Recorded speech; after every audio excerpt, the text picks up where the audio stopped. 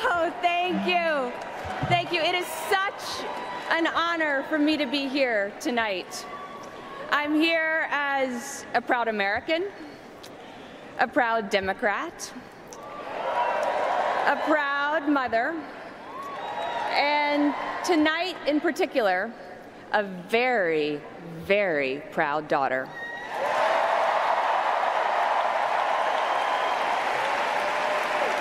Mark and I can't quite believe it, but our daughter Charlotte is nearly 2 years old. She loves Elmo, she loves blueberries, and above all, she loves FaceTiming with Grandma. My mom can be about to walk on stage for a debate or a speech, and it just doesn't matter. She'll drop everything for a few minutes of blowing kisses and reading Chugga Chugga Choo Choo with her granddaughter. Oh, Chugga Chugga got an applause. Our son Aiden is 5.5 weeks old, and we are so thankful that he's healthy and thriving, and well, we're a little biased, but we think he's just about the cutest baby in the world. A view I'm pretty sure my mom shares. And every day that I spend as Charlotte and Aiden's mother, I think about my own mother. My wonderful, thoughtful, hilarious mother. My earliest memory is my mom picking me up after I'd fallen down, giving me a big hug, and reading me Goodnight Moon. From that moment to this one, every single memory I have of my mom is that regardless of what was happening in her life, she was always, always there for me.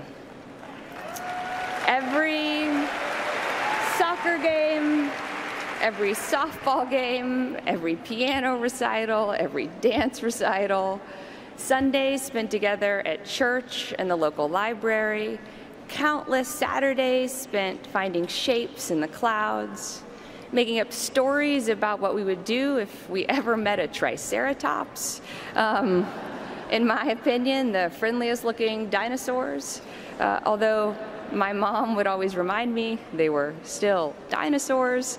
As a kid, I was pretty obsessed with dinosaurs, and the day that my parents took me to Dinosaur National Park, I didn't think life could get any better. Whenever my mom was away for work, which thankfully didn't happen very often, she left notes for me to open every day she was gone, all stacked neatly together in a special drawer with a date on the front of each one so I would know which note to open on which day. When she went to France to learn about their childcare system, I remember one was all about the Eiffel Tower. Another was about the ideas she hoped to bring home to help the kids of Arkansas. I treasured each and every one of those notes. They were another reminder that I was always in her thoughts and in her heart. Growing up, conversations around the dinner table always started with what I learned in school that day. I remember one week talking incessantly about a book that had captured my imagination, A Wrinkle in Time. Only after my parents had listened to me would they then talk about what they were working on: education, healthcare, what was consuming their days and keeping them up at night. I loved that my parents expected me to have opinions and to be able to back them up with facts. I never once doubted that my parents cared about my thoughts and my ideas. And I always, always knew how deeply they loved me. That feeling of being valued and loved, that's what my mom wants for every child. It is the calling of her life.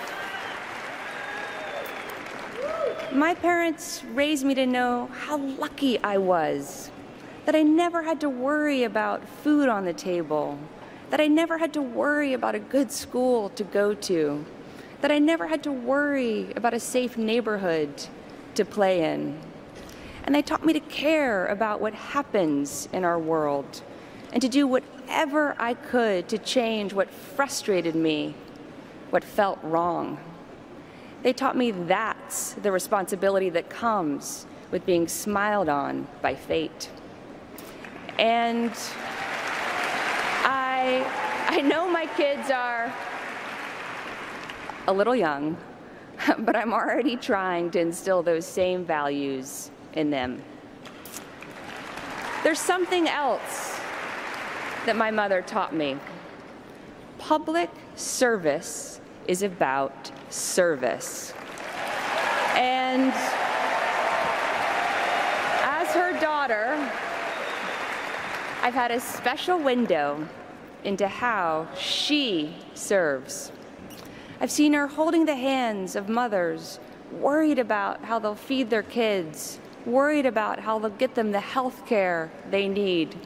I've seen my mother promising to do everything she could to help. I've seen her right after those conversations getting straight to work, figuring out what she could do, who she could call, how fast she could get results. She always feels like there isn't a moment to lose because she knows that for that mother, for that family, there isn't.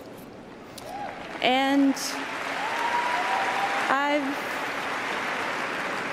I've also seen her at the low points, like the summer of 1994. Several people this week have talked about her fight for universal health care.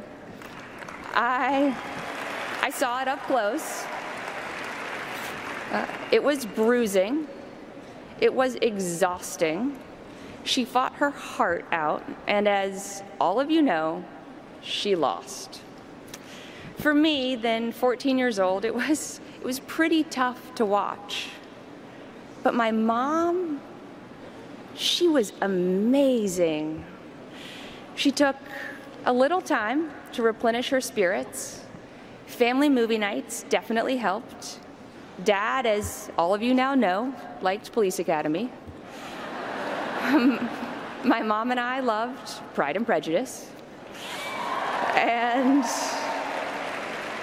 And then she just got right back to work because she believed she could still make a difference for kids.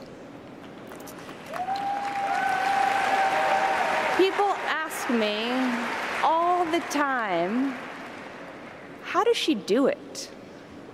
How does she keep going amid the sound and the fury of politics? Here's how. It's because she never, ever forgets who she's fighting for.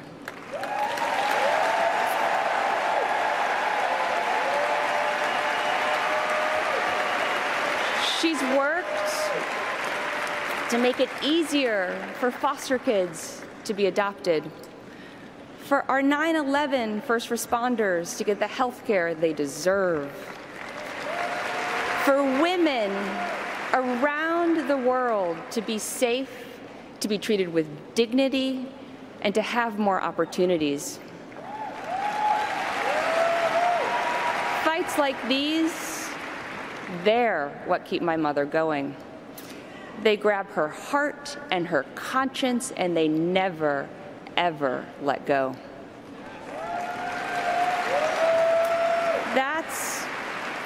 That's who my mom is. She's a listener and a doer. She's a woman driven by compassion, by faith, by a fierce sense of justice, and a heart full of love. So this November, I'm voting for a woman who is my role model as a mother and as an advocate. A woman who has spent her entire life fighting for families and children. I'm voting for the progressive who will protect our planet from climate change and our communities from gun violence, who will reform our criminal justice system, and who knows that women's rights are human rights, and who knows that LGBT rights are human rights here at home and around the world. I'm voting for a fighter who never, ever gives up, and who believes that we can always do better when we come together and we work together. I hope that my children will someday be as proud of me as I am of my mom. I am so grateful to be her daughter. I'm so grateful that she is Charlotte and Aiden's grandmother. She makes me proud every single day. And Mom, Grandma would be so, so proud of you tonight.